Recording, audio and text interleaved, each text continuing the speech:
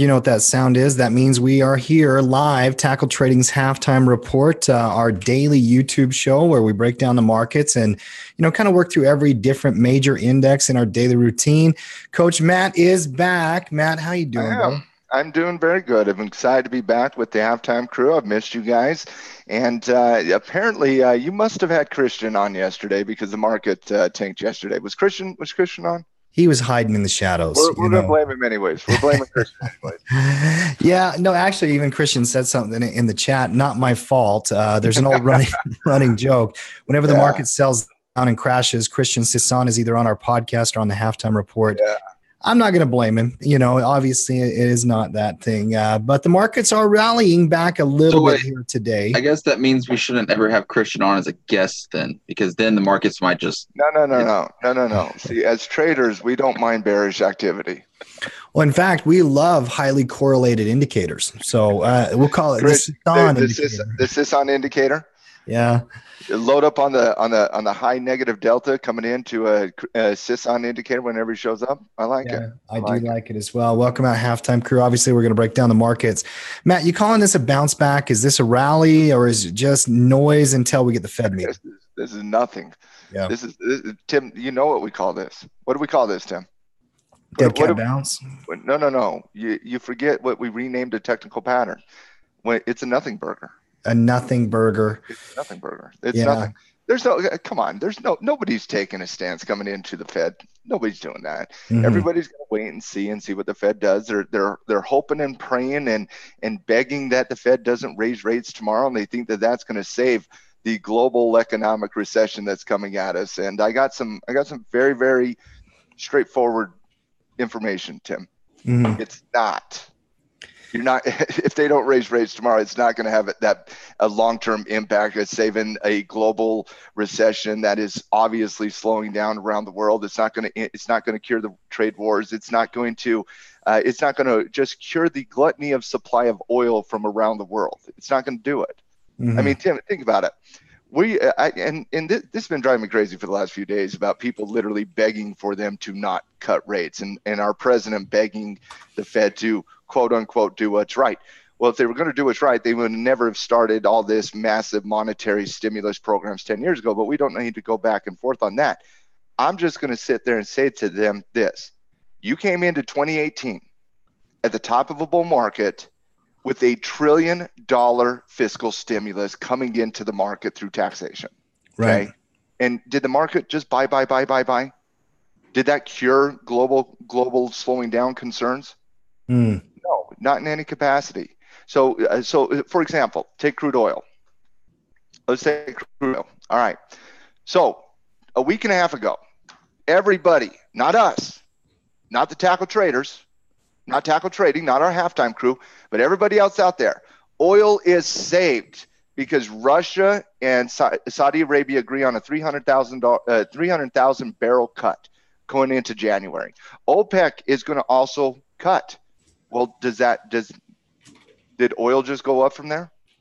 Did oil just automatically rebound back up to $60 and everybody just buy?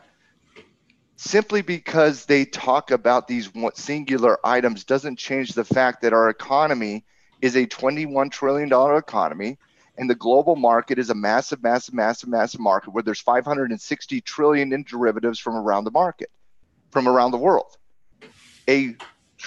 Simply if they hold rates tomorrow, it's not going to save this market. Okay, it's not.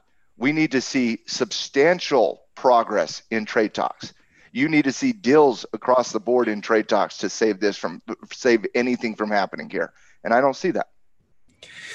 No, obviously. And there was a conversation in the clubhouse a few days ago, and somebody was saying, I'm not going to do iron condors till Trump is out of office. Then somebody came back and said, well, you got to, give Trump a bunch of credit for this, that, the other thing. And I could see it was going into a political situation. And I'm like, listen, guys, I didn't give him credit when it rallied, and I'm not going to blame him when it crashes. At some point, people got to realize the raw economics are going to drive price. Right? It's what I said this to Cody earlier today in the pre-production. This Fed is not to blame for what is going on right now. The same thing can be said about President Trump.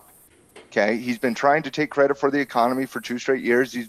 Go look at his Twitter feed. That's fine.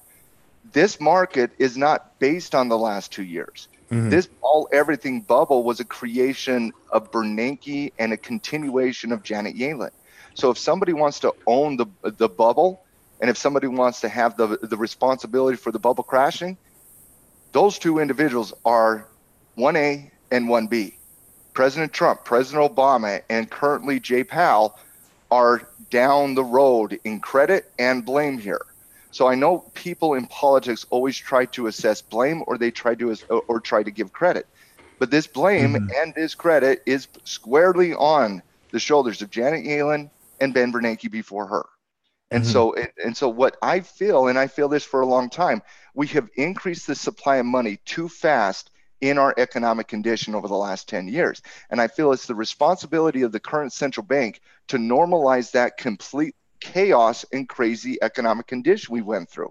Nothing was cured with their response to zero interest rate policies and quantitative easing and Operation Twist and dollar swaps and bailouts and gifts on loans, and nothing was cured. The banks are still over leveraged at 30-1 today. They're still lending out predatory loans. We're still seeing bubbles across the board in almost every single asset class. And so so you have to at some point say, we should not kick that can further down the road so that my children's generation has to deal with hyperinflation. It is time for the insanity to end, for the love of God, and get back to some degree of economic normalcy. And I hope to God that Jay Powell does not bend the knee to a political pressure and doesn't raise rates. I am of the opinion that we need to raise rates. The economy is strong enough in the U.S. The global recession versus the U.S. is still projected to increase growth next year, Tim. We're still seeing unemployment in the 3.7% rate. Manufacturing data has not shown recessionary indicators. Consumer confidence has not shown. Retail sales have not shown. You're looking at the economy, and the economy is strong out there. The economy can support a rate hike, and the stock market is not the economy.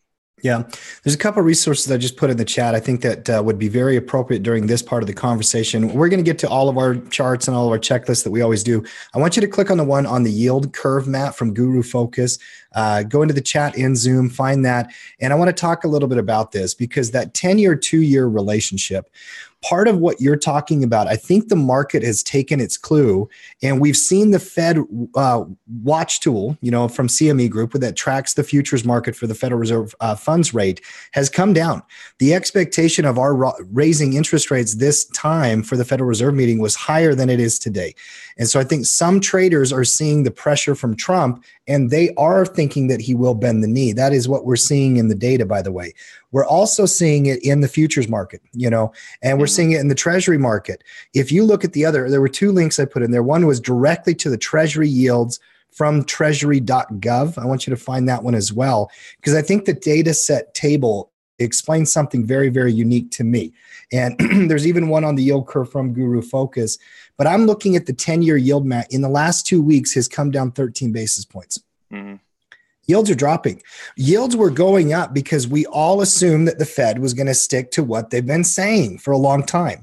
And whether, they end up doing what you are appealing to them for logic reasons or not, the market is saying we do not believe the Fed is going to be as aggressive as they were.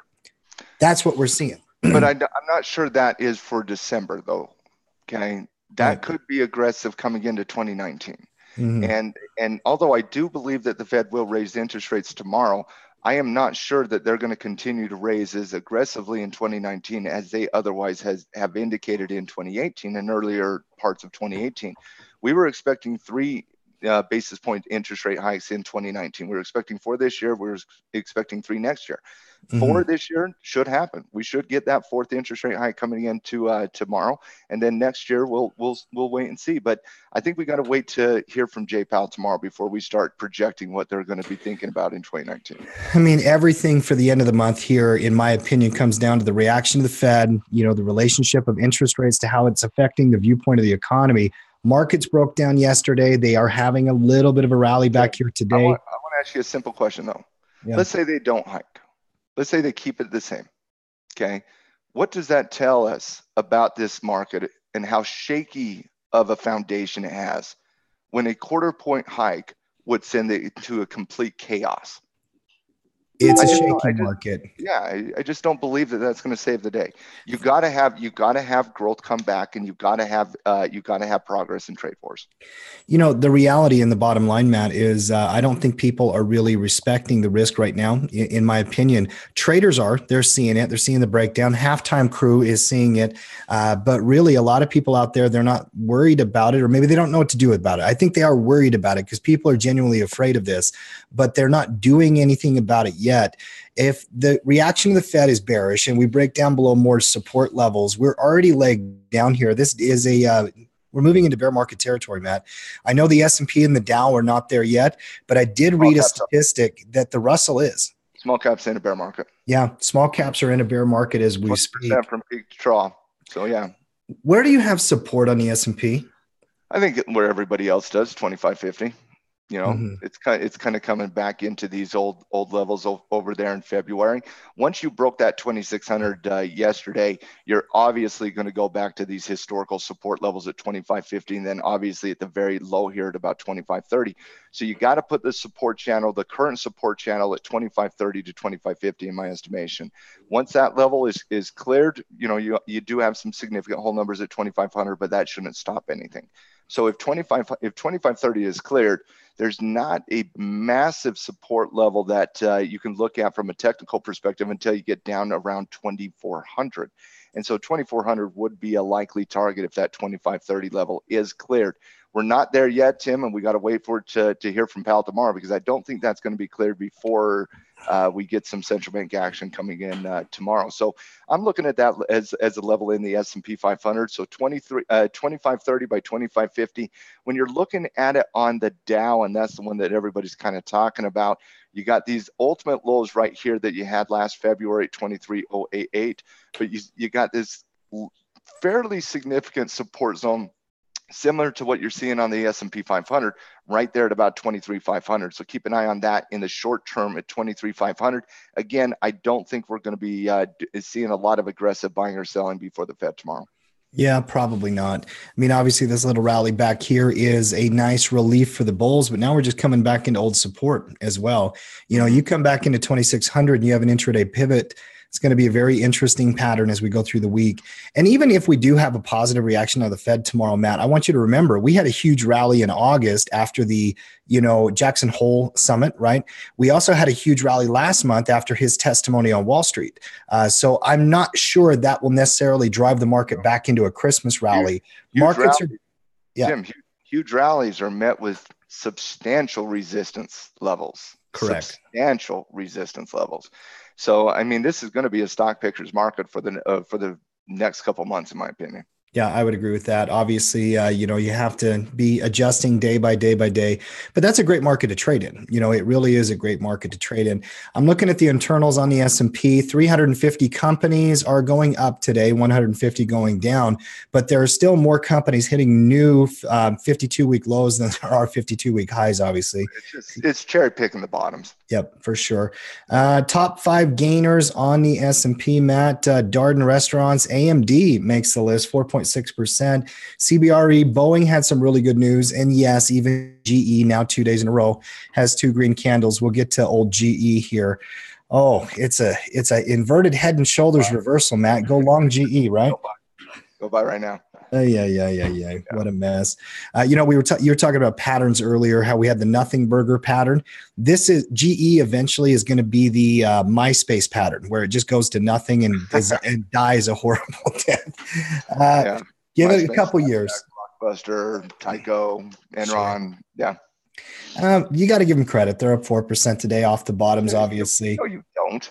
You're up 4% off the bottoms when your company's been absolutely slaughtered over the course of the last 3 years. No, you don't get credit for being up today. AMD is an interesting one. I know it's one of your favorites on your watch list, makes a lot of our reports on a regular basis because it's very tradable, a lot of options, a lot of liquidity, a lot of volume.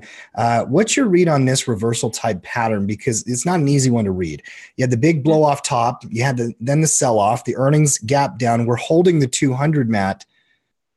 How do you see this one?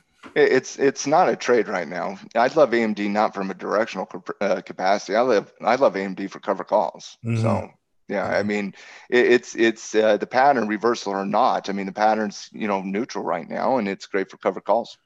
Yeah, I agree with that. Some of the companies that are down, by the way, Boeing was up 4% as well. We'll get to that when we talk about the Dow. Some of the top losers: Biogen, PPL, Philip Morris, Helmerich and Payne, and Bank of New York. BIIB is a key one for us. It's on our Tackle 25, down 4% today. I was trying to find the news on this one as well. There was news out of Eli Lilly, Biogen versus Amgen debate, but there's not really a lot going on here. Unless I don't know. I don't actively trade Biogen. Halftime crew, if you're out there and you know what the news is on Biogen, put it in the chat. Let me know. I saw the volatility, saw the movement. I don't have any current positions or trades on, so I didn't really have this one on my radar on a day-by-day basis. But 4.5% on a stock that size is significant. There's no doubt about it. Big sell-off. Move on to the Dow Jones if you can. And the YM contract, obviously very similar pattern. You've got support down here at 23.5, trying to test it, trying to find it. Little green candle, inside candle, Matt. When you see a big red candle and then a smaller green candle inside of it, that's that bullish harami, correct? Well, it could be a piercing line. It could be a lot of different patterns right now. That's a bullish harami. But again, on a day where we're sitting here on a Tuesday, not a lot of economics, and the Fed is just starting their 2-day meeting before they announce interest rates tomorrow. Yeah, if you want to go buy a bullish harami after the market's been kicked in the face for the last 2.5 weeks, be my guest. That's not going to be me. Yeah. I'm looking at the gainers, and it's the story of the market. It's cherry picking the bottom. Boeing, 4.5% up. It is neutral in a long-term range. Nike coming back 3.5%, but that's been a bearish stock now for a couple months after it fell out of favor. Let's talk Boeing very quickly. Boeing had 2 announcements, Tim, just recently. Number one, they increased their dividend by 20%. Okay, that was number one. And they announced a $20 billion stock buyback program. That's why Boeing's up today. Buying back the stock, using corporate money to inflate the stock price and benefit executives, not always a favorable position by people who are not in that position, but markets have been doing it for a while now. Obviously Boeing. Stock buybacks are dividend, Tim. I mean, don't get me wrong. I disagree with the fact that we gave these companies $1 trillion tax cut so that they could basically buy back stock and increase dividend and, basically reward shareholders. But at the end of the day, a publicly traded company can do that. And a stock buyback is simply an increased dividend, positive for long-term investors. So, positive about that. Johnson & Johnson as well, Tim, out of the Dow. Johnson & Johnson also announced a $5 billion stock buyback program after it got absolutely just slaughtered over the course of the last couple of days. Well, I mean, companies do this when they want to come back in and try to, put investors' nerves at ease. J&J's news was terrible. So let's ease investors' concerns over killing babies. Okay. Cody's was talking about this on Friday. I got to jump it on you, Matt. Yeah, I slightly kid, Cody, before you get all your, up in arms there and you start defending the high honor of your industry. That's fine.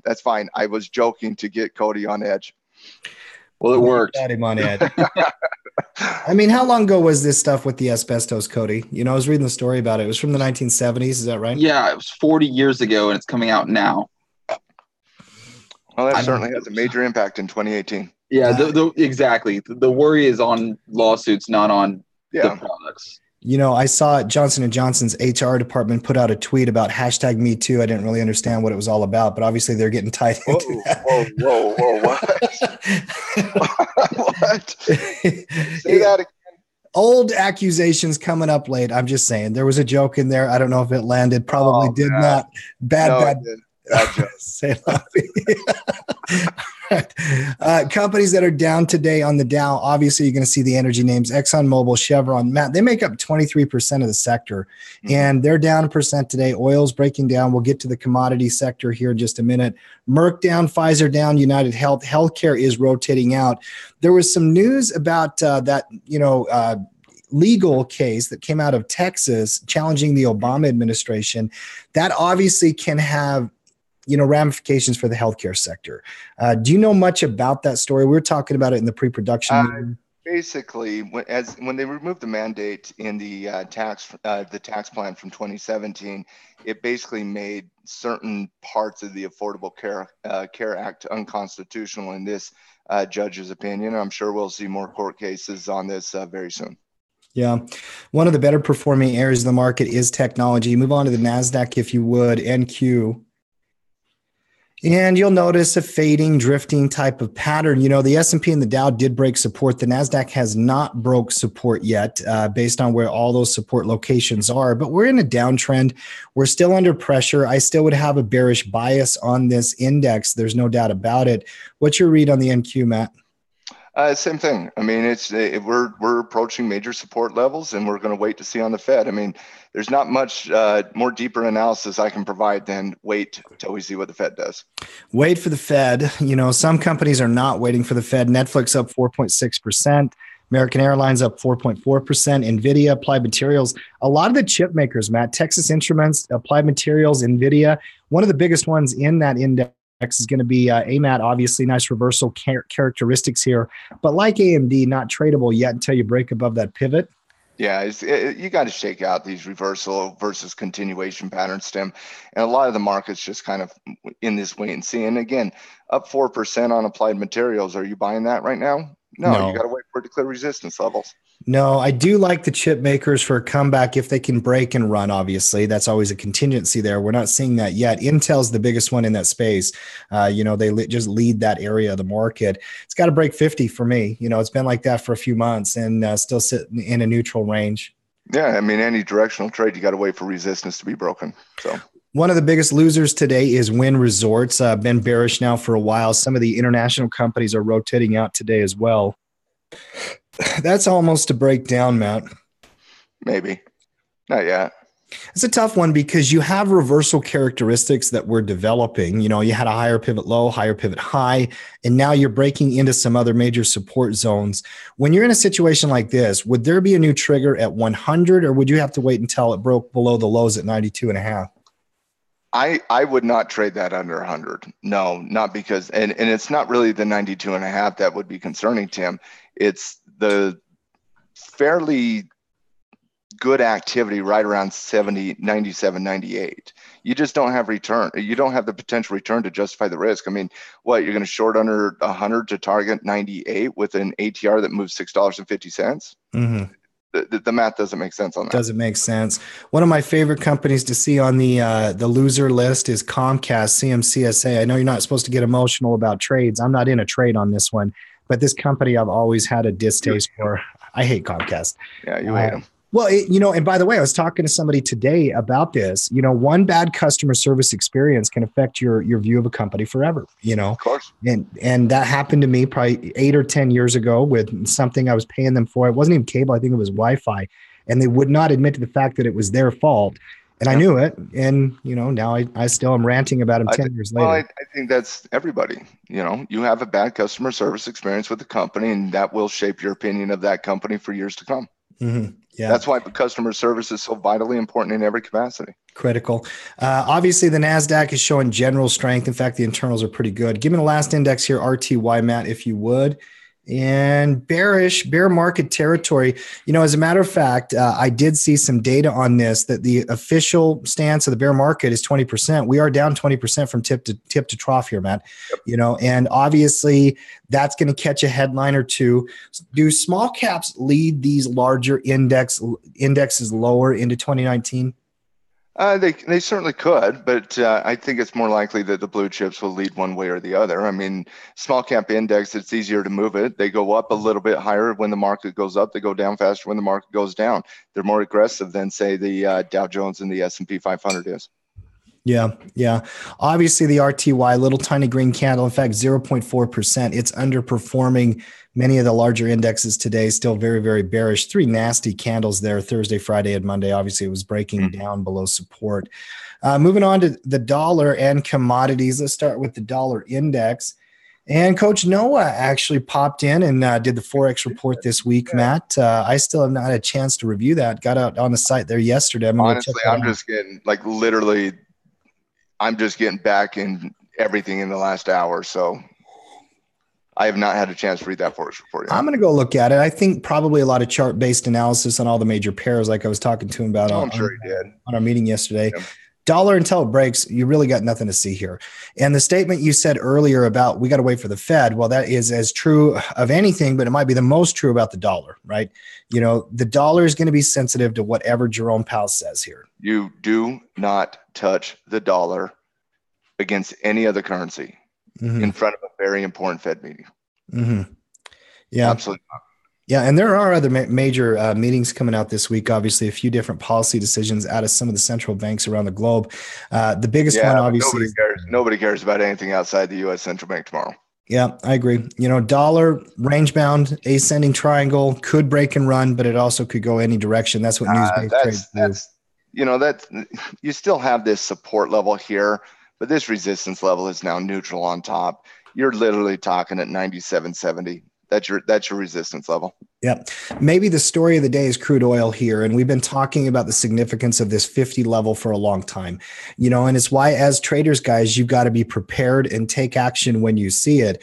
We've said if it breaks 50, it's tradable. Here we are now, you know, 2.25 below 50. Well, technically we said if it closes 50, that's the easiest trade signal we've seen in a long time. And look at that bearishness. And it closed under 50 yesterday and obviously continued today. And you know, trading oil is volatile and it's fun and it's crazy sometimes, but it really is technically driven. It's economically driven as well. It's going to be interesting to see how these projected cuts out of OPEC, Russia, Saudi Arabia, how they if they come back to the drawing board and say we need to cut a little bit more, because OPEC cutting doesn't, again, stop the gluttony of supply, because you have countries like Libya, the United States, Venezuela.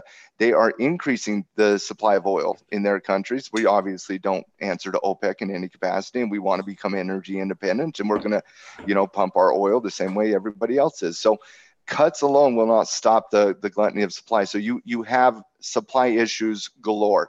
A cut of 300,000 does not cure that supply problem we have, especially with, again, Venezuela, the U.S. and Libya. It's seeing increases in supply in projections of supply coming into 2019. So cuts won't stop that. Okay. And if you remember last time we went through this, very, very similar. And this is why experience is so important, Tim. Last time we went through this in 2014, once that broke 50, all bets were off. It screamed to 42. Subtly slowed down at 42, broke 42, went down to 37. So it's going to be interesting, but the projections have to be down here.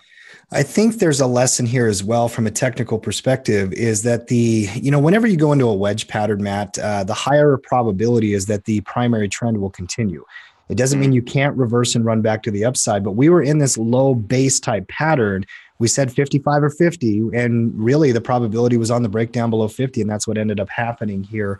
That trend is key. I was doing some percentages here, Matt. 77 down to 47. We're 30 points off. That's, what is that, 40%? Oh, yeah, it's close.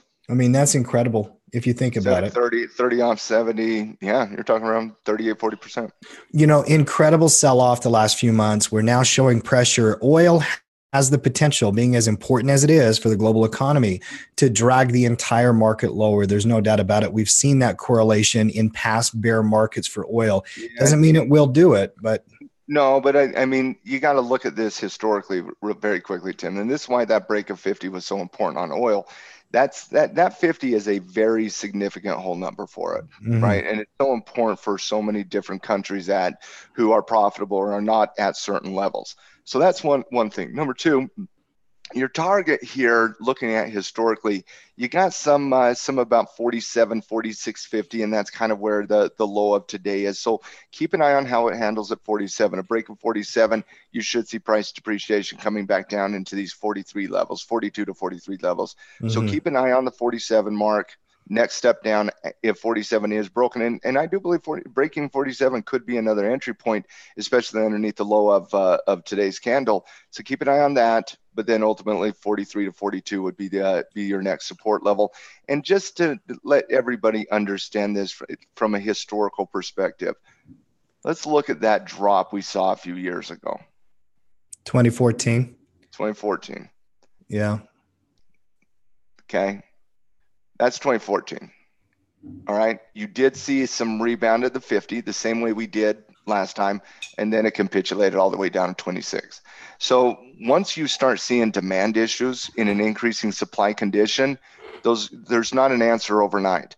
You're seeing a very similar type environment over the course of the last 3 months that you saw at the very beginning of this, Tim. So if I'll just kind of go off what happened, Tim, that would be like right here in comparison to what we're going through right now. Okay. Look at the drop after that. And so, yeah, the projections have to be down. Will they try to stop it? Maybe. But that variable exists, but the projection has to be down. OPEC has not shown the ability to historically stop something in the short term, which I think people are overread into the day-by-day headlines like you've talked about. Technicals rule the day and sentiment rules the day. Right now it's very, very bearish on oil. There's no doubt about it. But guess what, Matt? It must be cold outside. Natural gas up 6%. Yeah. It's gotta be cold. Completely untradeable. Completely untradeable. And Tim, it's been untradeable since it went crazy in November. Yeah. Yeah, I like the idea of UNG long-term at some point, but the volatility right now is just so difficult to wrap your head around. Okay, this is UNG. Let's look at it on the weekly chart here. You got to like that pullback on the weekly chart. Yeah, I do. Yeah, and I'm interested. I haven't pulled the trigger on it, but I'm interested too. I'm interested too, but at what point would you pull that trigger? Because this is a especially with UNG, and I'm going to do it to look at it to trade it directionally, Tim. But for covered call perspectives, right? This is an ETF that before November of this year, you could not even get close to 2% on an ROI on a covered call. Couldn't even get close to 2%. A lot of times they were so illiquid, you were getting like 1 to 1.2%. It literally could not do covered calls on it. You're looking at a stock right now that you're getting paid $1.70, $170 off a $31 stock. I mean, that's a massive return for a covered call. You're talking somewhere around, what would that be? 5% without margin, 10% on margin, 10% on a covered call on margin. That's ridiculous high premiums. And a lot of that is due to what we've been seeing in this volatility. I mean, look at implied volatility here for a second. Look what that implied volatility has done in this condition, T. Look at this back here. There's no premiums in that, 0 premiums in that. And now you're coming it back into, and you're seeing a 0.5 increase on premiums. You're seeing a massive increase in volatility. So yeah, I mean, I'm interested. I can't pull the trigger because of the craziness here. But it is something that I am keeping my eye on very closely to wait for that to kind of subside a little bit. And like I said, I can't remember when I said it, might have been last week, but I said last week that I love the cover call here, but you're getting too much premium for the risk. And I know that sounds crazy. Let the volatility subside just a little bit, let the trend get reestablished, and then UNG is going to be playable. So it's something that I think everybody should have on a watch list. No, I mean, people have to remember markets are smart. They don't give you free lunch. They don't give you free money. Okay. It doesn't happen like that. You have to earn that credit over time. If the ROI goes too high, Matt, that is the first red flag you should have about a cover call. It really is. And it's the same thing that it's like with a dividend, right? So let me ask the halftime crew. Would you rather get paid a 4% dividend or a 12% dividend? Let's ask the halftime crew. Tim, which one would you rather get? 4 or 12 on a dividend? Let me think. 4%, because if I'm getting a 12% dividend, there's probably something fundamentally wrong with the company. Why are they trying to bribe me to hold some stock going down? Right. See, most people would say, give me the 12%, give me the 12%, give me the 12%. The 12, that's higher ROI. Okay, but you have a massive higher risk there as well. Yeah. The company is begging you for money, or excuse me, they're begging for money to get cash injections coming into them because something fundamentally is wrong with the company. You are getting paid a higher percent because you are taking on a higher risk. And that's the same thing with covered calls here, especially on UNG. You're getting paid 10% on margin, and you're like, wow, that is fantastic.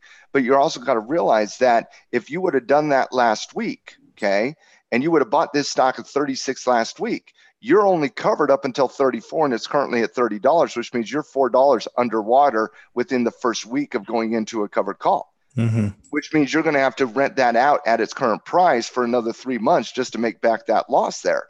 So yes, getting paid a higher return in the short term seems like a fantastic idea if you're willing to carry the risk of it. You have to understand that. And I'm not saying, for me, I'd take the 4% dividend all day long over 12%. I'm not saying one is infinitely better than the other. What I'm saying is that if you do take that 12%, or if you do take that 10% when it comes to covered calls, that's fantastic. But as long as you understand that you're carrying a significantly higher amount of risk due to the increase in volatility and the uncertainty in trend. You know, it comes down to that 3 C's of credit analysis: chart, cushion, and then credit. I think one of the mistakes people make, one of the most common mistakes that traders make, is they try to make too much money. And I know that probably sounds crazy to some people, but the reality is there are certain returns that are acceptable, or even that you can consistently go after. If you are trying to over leverage to make a better return, you're probably inherently taking too much risk. Let me clear something. If you have the exact same volatile condition with the exact same uncertainty, with the everything is identical in nature, yes, I would take a 12% over a 4% dividend. Yes, I would take a 10% ROI on a covered call on margin versus a 5% on non. Yes, I would do that. But whenever you're getting paid a higher percent ROI on any cash flow system, it's because of volatility. That's why. And you have to understand that risk before you go into it. That's all I'm suggesting. Absolutely. Move on to gold and talk about something that is fading into this meeting here today, Matt. It is the metals market, up at resistance, about $1 move today. Nice little green candle, but nothing really to see here until the Fed meeting as well. No, but I just want to say yet again that in a very volatile condition where Wall Street over the last 5-10 years has taken their aim at gold and how horrible gold is and how it doesn't pay you a dividend and how it's not a safety because we now have Bitcoin. What is stable in a crazy market condition? Gold. Right. It hasn't changed. This is not the first time in the last 6,000 years that gold is going to go away. So no, I'm glad. I love gold. I do enjoy the metals market as well, showing me some strength here. You know, I did like the pullback and pivot. We talked about it yesterday. Breaks 1260, buddy. It's got to break. I mean, first of all, if you break, you've got clear air. You're tradable yesterday. I know. Okay, you're tradable yesterday. But with today, you got to clear resistance. But I'm just saying, if the Fed, think about this for a second. If the Fed doesn't raise rates tomorrow, if they capitulate to Donald Trump and the political powers that be, and the dollar, what will happen to the dollar if the Fed doesn't raise tomorrow? Dollar should get smoked. It should, yeah. Now I don't want to say that because I've seen crazy things with Fed actions. But if the Fed doesn't raise, the dollar should get smoked in that environment. What about gold? Gold goes up. Yeah, should. So the Fed meeting tomorrow will have a much bigger impact than just equities. It will have an impact on gold, bonds, equities. It will have an impact on the dollar, obviously. It's a very, very important meeting. Move on to FXI for a minute, if you would, Matt. I saw some testimony or a speech out of President Xi over the weekend or overnight talking about plowing ahead. He didn't mention one damn thing, Tim. He sat there and he basically just stated the same thing over and over again, and he didn't even talk about the trade war. Yeah, and I don't really care what he had to say, by the way. I didn't even see it. I saw the headline. He basically read from the Communist Manifesto. I got a copy of that on my bookshelf. I know you do. I listen, I'm not saying I've read the Communist Manifesto. Okay, I've read it. Dude, I studied Marx and Engels, and I studied Hegel, and I studied all the philosophers. We were political science. Yeah, we studied all of it. It's not very long. It's a little tiny manifesto, a little booklet, little pamphlet. Little tiny booklet. Doesn't have big of an impact. Right? Oh, Karl Marx. Just a small booklet on communism. It's just a small book. Just completely misunderstood. First of all, Karl Marx was interpreting history and trying to explain what he thought would happen. He was not arguing for a socialist state in Russia 7 years after he was dead. He was talking about the problems capitalism has in that economic philosophy, in the imbalance of supply and in the imbalance of supply of money versus the people that have it versus the people that don't, and how the proletariat will basically revolt against the powers that be because they don't have any money. And when that happens, that you see the death of capitalism and the birth of socialism is what you see. He was an economic philosopher, is what he was. I love economics, and I love history, and I love philosophy as well. Good reminder, actually. I'm going to have to pick up, there's a couple books I want to read over the Christmas holiday, Matt. After this, we get through this market volatility. There's a few things on my to-do list. I would like, book recommendations. I would like to see a book. Yeah, absolutely. Hit me up on Twitter with book recommendations. I'd like to sit by the fire with the wife and pull up a book and drink a nice little glass of wine while I'm reading. Oh, absolutely. Slavic has a great point. Communism, and by the way, any kind of political system that has manipulation and where governments and people in power First of all, manipulate people, I would agree with that 100%. I'm not going to get into the debate here, but communism and socialism is not the same thing. No, I understand. Okay. Communism is a political party of socialism. Okay, so they are not the same thing. Can I fire back at you? Cody. I'm telling you, Cody, you don't want to go down this road today. Look at the smile on his face. I know that he did want to go down it. What are you talking about? He does. He doesn't. I will blast ignorance. Shots fired. You ever see those National Geographic videos where the little baby cub is always messing with Mama Bear until eventually Mama Bear just smacks him down? That's like Matt and Cody. I'm a hardcore capitalist, okay?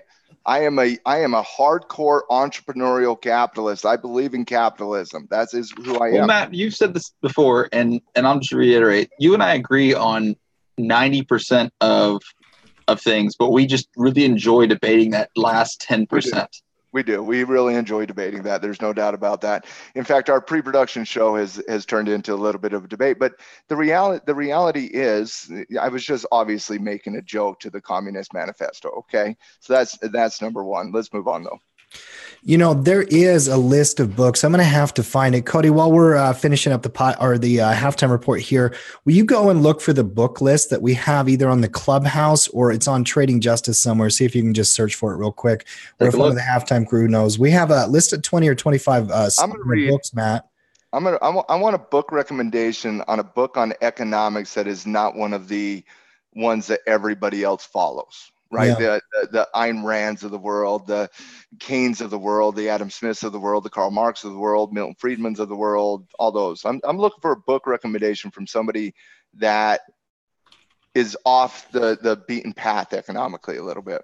Mm-hmm. Yeah, I think that would be great. I would love to hear any recommendations from the halftime crew. Audie, very quickly, we haven't been doing the book club recently, but just recently we did do a Shooting the Bull podcast on Boiler Room. And so once a month, we are going to be doing something in the podcast with, a movie or a book. And, there'll be both of them. And so we will be bringing back some of the book of the months, but we're not going to do it every month. Matt, I'll give you I got a book for you off the beaten path. Yeah. The Wizard of Oz. That is. Well done there, it's based on the Fed. Yeah. I agree. Now I can put my conspiracy hat on. I can talk about that, Tim. I like it. All right. Moving on through some of these different, charts and whatnot. One thing that we do on Tuesdays, by the way, guys, is we talk about Delta.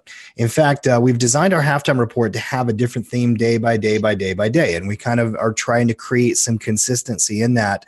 Matt, we were talking in the pre-production show. We were saying, okay, we could do candlesticks, we could do patterns, trends, breakdowns, triggers, and we'll get to everything eventually, I'm sure. We'll do it twice and 3 times over. There's not too many times to discuss technical analysis. It's that key. But one thing I wanted to talk about was the art of the reversal, and I think it's very significant and very important right now because you have so many charts, Matt, in step 4 or step 5 of those patterns. I'm seeing major indexes that have broken down, and we're looking across the broad markets, Matt. We see a lot of weakness. You have a post that you put out a couple years ago that we updated this year as well. It was that good and that important. Talk about the 5 points in the reversal a little bit. Well, I put this post up originally in 2015, and it was basically just getting people to understand reversal patterns, right? Both the reversal on the top side and the reversal on the bottom side. There are two primary reversal patterns. Okay, you have the M formation and its, sister cousin, the W formation, and then you have the head and shoulders formation, and then you have its cousin, the inverted head and shoulders formation. Mm-hmm. And when you're looking at reversal patterns, it's not like a retracement or a breakout. When you're looking at, okay, you got this candlestick, you're waiting for this candle to slow down, upward movement in price. Look at that, breaking of resistance. You're quick on those patterns. Reversal patterns take time to really kind of shake out. Okay. And there's been debates between technicians since the dawn of technical analysis between what is a reversal pattern and what is known as a continuation pattern. Continuation patterns are patterns that continue the primary trend. Reversal patterns are patterns that reverse the primary trend. And so when you're talking about continuation patterns, you're talking about cup and handles, ascending triangles, high base type situations, symmetrical triangles on the bullish side, and on the bearish side, you're talking about descending triangles, inverted cup and handle patterns, low base breakdowns, and bearish symmetrical triangles. So and there's a lot of commonality between these two types of patterns, Tim, the continuation versus the reversal. So there is commonality between the patterns, especially in step one, step two in most reversals. However, as the reversal starts to play itself out over time, there are some key differences between those patterns, and they all start with what is happening with support in a bullish trend and what is happening with resistance in a bearish trend. So what I want to talk about is just kind of those 5 points to the reversal, so that people kind of understand that. And like I said, I've updated this post, a few times over the years whenever I see a reversal pattern in a stock or something, or it's on my mind or whatever the case is. Obviously, it's, the market reversing and whatnot. So the first key point to a reversal, Tim, is what the concept of what we call slowing momentum. Slowing momentum does not reverse the trend. In fact, you're still looking to be a buyer in a bullish uptrend, or you're still looking to be a seller in a bearish downtrend. But it gives you a little bit of pause, right? You have this slight pause in how aggressive you want to be.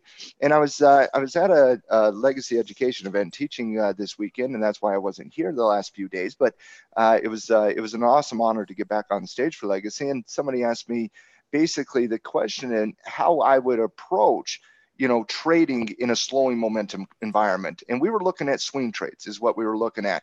And we were doing some set method of trading. And I said, I would still buy a bullish retracement, even if it is slowing it down, but I would be more conservative with my strategy selection. So it's still tradable in a slowing momentum environment. You just want to be a little bit more cautious, a little bit more conservative in how you approach that condition versus, say, something that is expanding its momentum to the upside. And how you consider slowing momentum, expanding momentum is a couple different ways. So if you're looking, for example, just give me a stock, Tim, don't care. Oh, Twitter. TWTR. Yeah. Okay. So if you're looking at, slowing momentum from a potential reversal perspective, from the peak we'll just call it 47. So at the peak of 47 to the drop in this current price down to 31. Okay. So it goes from 47 to 31. That is a 16-point drop. Then it goes from resistance here at 36 to support there at 26. That is a 10-point drop. And so when you're looking at that momentum to the downside here, you can look at it from a percentage of drop, obviously, or you can look at just from an overall point perspective. So you have a little bit of slowing momentum in that capacity looking at that trend. An increasing momentum environment would be something where you have it drop more in the second movement versus the first movement. For example, looking at this current short-term uptrend, from the very base down here, 26 up to 35, you're moved up 9 points. Then it went from 30 to 37. It moved up 7 points. So Twitter is a really good example of slowing momentum, but it still is in this short-term trend. Twitter, a bullish retracement. The trend is bullish. It is slowing down. So the question is, well, if you wanted to swing trade, for example, Twitter here, you do have some slowing momentum, Tim, but that wouldn't change the fact that if you have a good confirmation coming up tomorrow above today's high, that is absolutely still tradable. The question is, how aggressive do you want to be in a slowing momentum environment where the market is showing volatility? And for me, it's still tradable, but you would do something like a bull call spread, or maybe even a bull put spread, do it in a credit environment instead of a debit environment, than say just going out there and popping your collar and doing some call options like you're, the end all be all of all traders. So slowing momentum does not stop the trend per se. It just means you want to be a little more cautious. You want to be a little bit more conservative in your strategy selection. Next, the next signal would be the double top. And the double top is basically when resistance, in fact, holds, when resistance does hold. And so when resistance holds, that is a sign that, the market is now no longer bullish. It is in a neutral environment. Step 3 would be the double bottom, and the double bottom in the M form, it creates basically the M formation, and now you're basically in the reversal pattern at that point. But this is the point where the differences between continuation patterns and reversal patterns now are different. See, slowing momentum double top, that could be a continuation pattern as similar in the same capacity as it could be a reversal pattern. But once that support level is hit and you now no longer have any increasing support, at that point you are in straight up neutrality with M formations, reversals across the board. And then you're looking at step 4, and step 4 would be the breaking of support, where you start shorting the stock and so on and so forth, or the currency or whatever. And that's the thing about these reversal patterns, Tim, is they are consistent across whatever asset class you're looking at. If you're looking at the stock market, the commodity market, the currency market, technical analysis is king and queen in every one of those markets. And then the last step of the reversal is basically the first retracement off of the reversal, and that is what we call the KOD, otherwise known as the kiss of death. I'm going to throw you a couple of softballs here. Let's take a look at Goldman Sachs, for example. Yeah. Breakdown. Weekly, look at that. Yeah. There were reversal characteristics. Yeah, a long time reversal, but that's a head and shoulders with the break of 200. Excuse me, once it broke 220, you were bearish. Once you broke that 200-day moving average, and especially 200, we nailed that one on the scouting reports. JP Morgan, your favorite, Jamie Dimon. Yeah, he's an ass. M formation, break M support last week. You're now bearish. So, and I'm not talking bearish short term, Tim. JP Morgan is now starting to be bearish long term. There's a difference. Step 4, right? You're currently in. You had slowing momentum. You had double top, double bottom. You broke support. You are in step 4. Mm-hmm. Yep. Yes. Yeah, definitely interesting. Bitcoin. I don't know what step of the world Bitcoin is in. Oh, the future of cryptos. The end of crypto. I don't. You haven't had enough information on the weekly chart to have reversal patterns, to be honest with you. I mean, this reversed the moment it started into the futures market. But if you're looking at it on a daily chart, you broke support, that major support at 6,000. So. Well, and the reason I bring this one up is people are going to try to bottom fish on companies like Bitcoin. Bring up GE. There's this old sentiment about buying stocks that used to be $100 for $5 because they like to buy them cheap. Now, usually those are traders or investors without education. But Matt, if you don't have any of the characteristics of a reversal off the bottom, you got no information to act on. I just want to point out one thing, Tim, on GE. Despite GE going from $33 to $12.50 from 2016 to the beginning of 2018, GE is now increasing its momentum to the downside on the weekly chart. Look at this. Look at the momentum. Now look at the increase in momentum. So yeah, are you seeing some cherry picking at the bottom? Yeah, good luck. Give me the entire S&P 500 on a weekly. And by the way, for investors and for your hedging, this is more important on the weekly chart than the daily chart. That's just key for me. I think that's important to point that out. We are sitting on support in a head and shoulders reversal pattern, broke below 2,600. We've got another level we're testing here, Matt. Are we approaching? Where are we here? Because you don't really have a. It's not clean. Yeah. This is not a clean chart, Tim. Okay. Yeah. A clean chart was the one we saw in JP Morgan on JP Morgan's chart, Goldman Sachs chart. Those are clean charts. This is not a clean chart. if you got a pure, I mean, could you argue that this is a right shoulder, that's a head, that's a left shoulder? Yeah, you can make that argument. But more than likely, if this chart was to be cleaner, you would have a retracement coming back up into 2,800, then the ultimate break. So it's not clean, but it doesn't have to be clean to break. You know, we've got an interesting market condition here. Obviously, reversal patterns are going to be a key, especially when market disruptions happen. You move into bear markets, you move back into bull markets. Learning how to read trends changing is critical. There's no question about it. If I had to put the market in what stage of the reversal it's in, I would put it into stage 3 right now. That's where I would put it. Testing the double bottom. With if we start breaking those ultimate lows of February, yeah, that'd be going into step 4. Interesting. A couple of stocks that have earnings this week. There's not that many on the radar. We've got FedEx coming up today after the bell, I believe. Go give me a chart on FedEx as we kind of wrap up our day here. General Mills tomorrow, Rite Aid, BlackBerry on Thursday, Accenture, but Nike on Thursday is going to be the other big one. FedEx has just been destroyed as of late. Going into the holiday season, you think that that would be a company that would do well seasonality wise. This market is not behaving normal for a Christmas time market. Never came. Everybody was bad this year. Everybody got greedy. Santa Claus failed to come. Santa Claus hibernating. Definitely Bears, on the naughty list. unless the Bears are leading the Santa Claus. Okay, we replaced reindeers with bears. That's what happened. I would like to see that. Santa came, but with the Bears. Polar bears. And Get then it on Twitter. Get me a meme on Twitter. Another one I like is going to be Nike here on Thursday. Obviously, that's post-Fed. That does mean I'm getting old in my old age when I'm yelling at Cody to be like, Cody, give me a meme on Twitter. Give me a bear. Cody, I need some memes in my life. I need some GIFs in my life. Matt, you call it GIF or GIF, by the way? I call it GIF. I'm a radical revolutionary type guy. The guy who invented it came out the other day and said it's pronounced GIF. So, you know what? Don't care. You know what? The people of London and the UK have been trying to tell us Americans how to speak American for 200 years, and I'm sick of it, Tim. Really? I'm sick of it. Yeah. I've had enough. Speaking of which, historically today was the day that the Mayflower landed on Plymouth Rock. Drop some knowledge. Oh, wait. Oh man, there's this scene I was just thinking about. Malcolm X. It's Malcolm X. It's the Malcolm X scene. It's Denzel when he says, "We didn't land on Plymouth Rock. Plymouth Rock landed on us."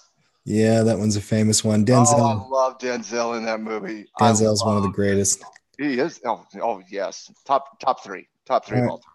Okay, guys, we will be back tomorrow. Last look at the market here intraday, Matt. Give me the ES contract if you would. Let's do one last read of where we are as we're fading into this day.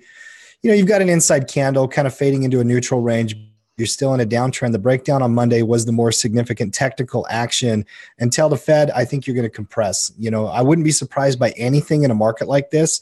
I'm not trusting one signal until I see what J-Pal says tomorrow. Yep, I agree with that. All right, guys, go check out that post, The Art of the Reversal. Make sure you read about those 5 different steps. Watch the video that Matt did on that post here about 6 months ago or so. And get in the game. We'll see you back here tomorrow for the halftime report. Great job, Matt. What's up, guys? Good job by you, Tim. Great job, Cody. Peace out.